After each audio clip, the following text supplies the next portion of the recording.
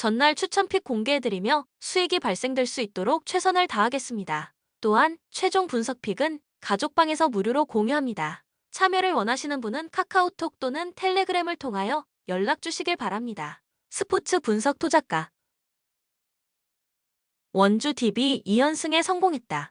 서울 삼성전에 이어 직전 전력 보강에 성공한 KT 상대로 홈에서 승리. 이선 알바노를 중심으로 강상재가 살아났으며 용병 듀오 역시 골밑을 든든하게 지켜주고 있다.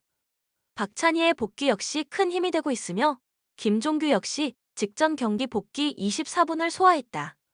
높이가 확실하게 높아졌다. 사실상 이상범 시절 강상재가 태업을 했음을 증명하고 있으며 김주성이 형님 리더십으로 팀을 잘 다지고 있다. 한국가스공사가 3연패 탈출에 성공했다. 직전 경기 전주 상대로 완승. 이대성과 이대헌이 38점을 합작하며 팀을 승리로 이끌었다.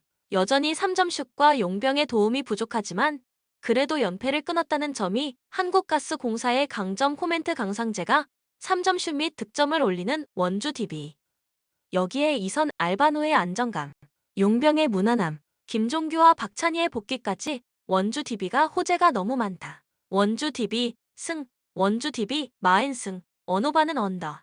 양팀이 높이에서 확실한 우위를 가져가지 못하면서 3점슛이 약하기에 언더가 예상된다. 추천 배팅 원주 DB 승 163.5 언더.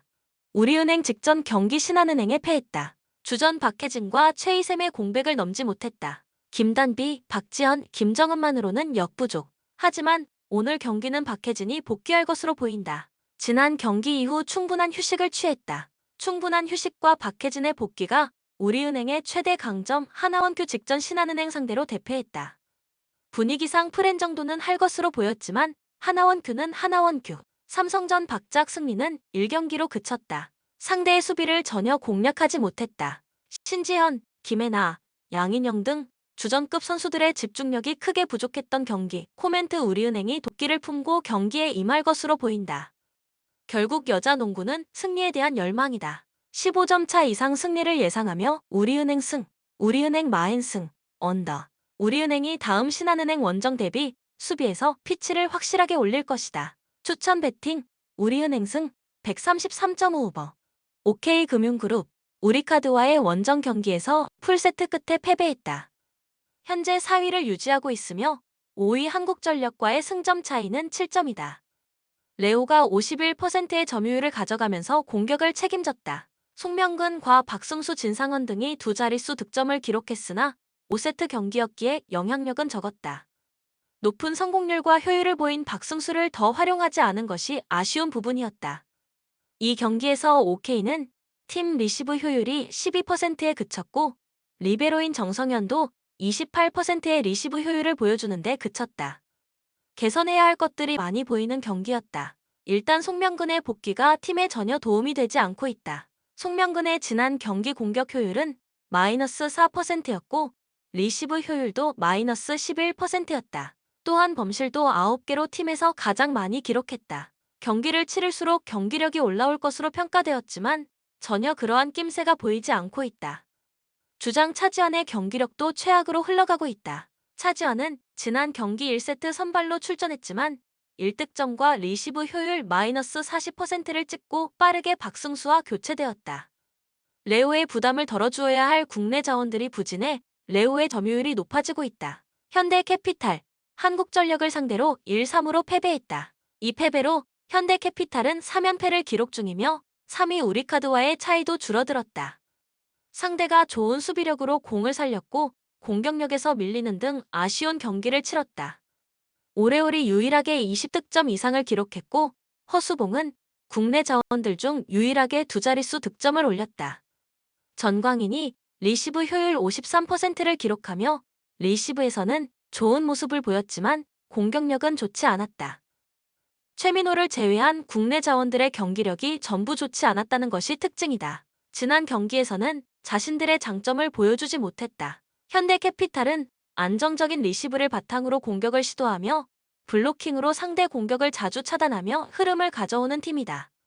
하지만 지난 경기 블로킹 개수의 차이는 1개에 그쳤고 팀 리시브 효율은 30%에 그쳤다.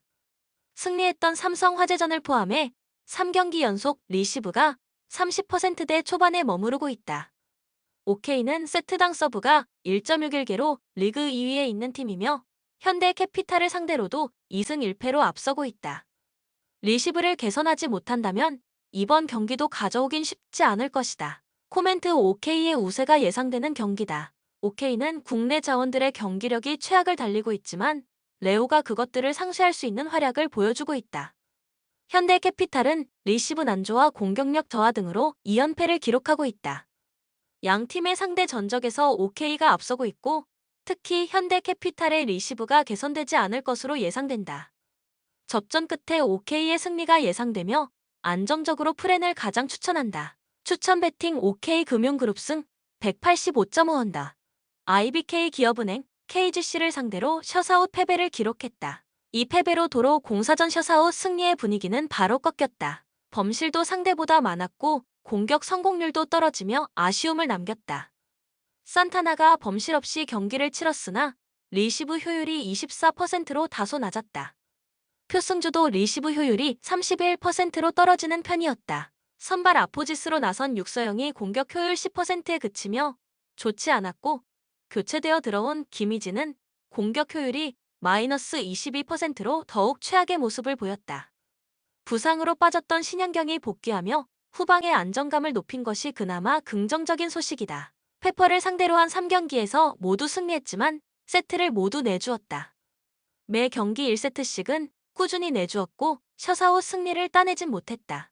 김희진은 페퍼를 상대로는 어느 정도 득점을 기록했다. 첫 경기에서는 4득점에 그쳤지만 나머지 2경기에서는 20득점과 16득점을 올렸다.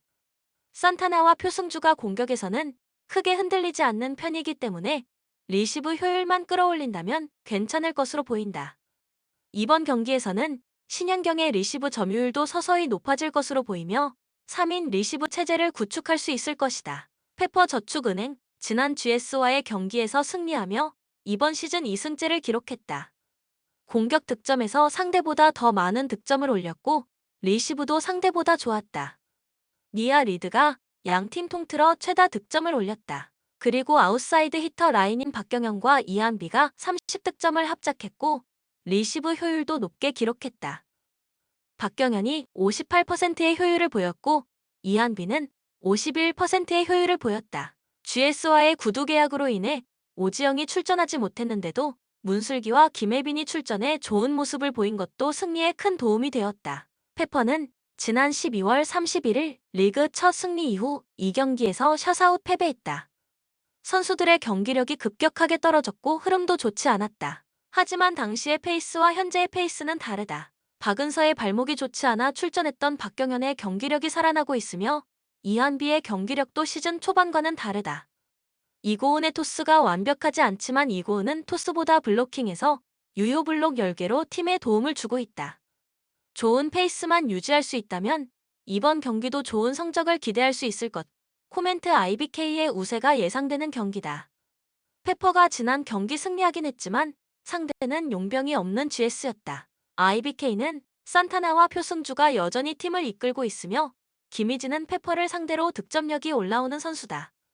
하지만 페퍼의 상승세와 니아 리드의 득점력은 상당하다. 페퍼가 2세트까지도 따낼 가능성이 있으나 경기는 IBK가 가져갈 것으로 예상한다. 추천 베팅 기업 은행승 177.5버.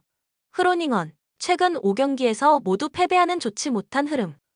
흐로닝언의 공격 패턴은 상당히 정교하지 못한 타입입니다. 박스 안에서의 슈팅을 만드는데 어려움이 많은 상황인데 과장을 조금 보태자면 시도하고 있는 슈팅의 절반은 박스 바깥에서 시도되고 있습니다.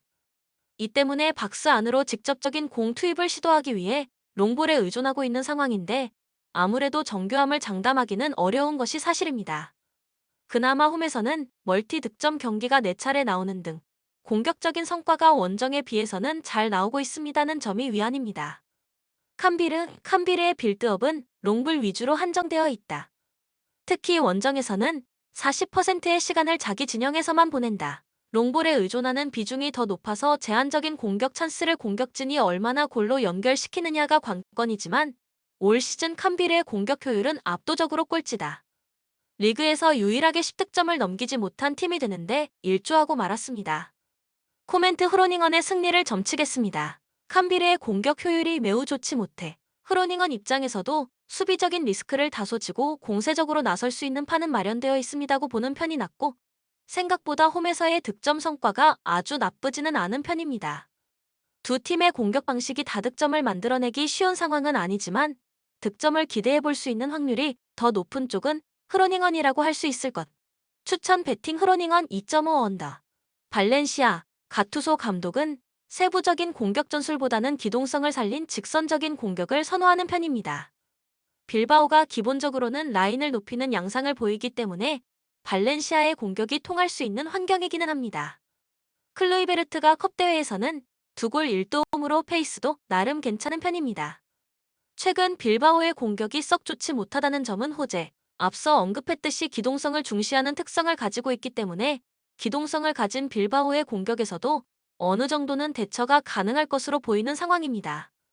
아틀레틱 빌바오, 이번 경기에서는 구루세타가 선발로 나올 수 있는 상황이지만 윙어들의 배치가 변수인데 최근에 템포를 살리기 위해 이냐키를 우측에 배치하는 시도를 자주 하고 있는데 이냐키와 니코 모두 부진한 결과를 자주 보이고 있기 때문 팀의 에너지 레벨은 꽤 좋은 편이라 라인을 높이는 양상을 자주 보이고 있음에도 역습에 약한 모습을 보이지는 않는다.